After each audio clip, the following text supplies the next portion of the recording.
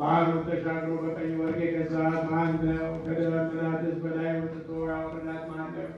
መዋቲ ጎዳናዋን አያውቃትም፣ በሰው ዘንድም የለችም። ከሰው ሁሉ ተዘነጋች፣ ከሰማይ አዕዋፍም ሁሉ ተሰወረች። እርሷን ይገዙ ከእግዚአብሔር ጋር ተወዳጁ። እርሷን የሚጠሯት ሞትን ይወዳሉ። ከፀሐይ የምታምራለች፣ ከዋክብትም አኗኗር። እርሷ ቀዳማዊነት እንደመሆኗ ከብርሃን ጋር ስትነጻጸር ትገኛለች።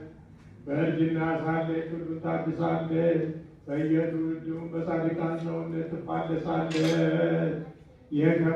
ከከበረ ዕንቁ እርሷ ትበልጣለች። ክብርም ሁሉ መጠኗ አይደለም። ምክር እውቀት አላት፣ ጽና አእምሮም አላት።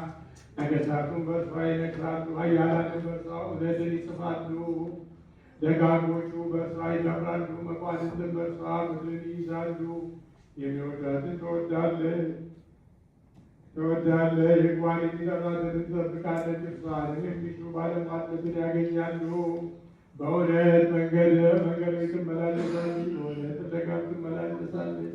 ለሚያውቋት ሰዎች ብዕልን ትሰጣቸው ዘንድ መዝገባቸውንም ተድላን ትመላ ዘንድ። ሁሉን የሚያውቅ እርሱ ያውቃታል፣ ሁሉ የሚረዳ እርሱ ጎዳናዋን አሳመረ። እርሱ ለባለሟሉ ለያዕቆብ ለቅዱሱም ለእስራኤል ሰጠው። ከዚህ በኋላ በምድር ላይ ታየች፣ እንደ ሰውም ተመላለሰች። እነሆ ቤትን ሠራ፣ 7 አዕማድን አቆመ። የእርሷንም እርድ አረደ፣ አድጋ የእርሷንም ወይን ጨመረች፣ የእርሷንም ማዕድ አዘጋጀች።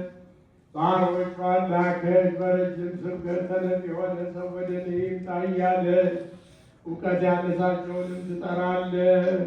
ኑ የኔን ኅብስት ብሉ፣ የኔን ወይንም ጠጡ፣ ስንፍናን ትታችሁ ኑሩ እያለች ጥበብ ግን መድኃኒታችን ነው። በሥጋው መሥዋዕትነት ያዳነ በደሙ ፈሳሽነት የተወዳጀን ለመንግሥቱም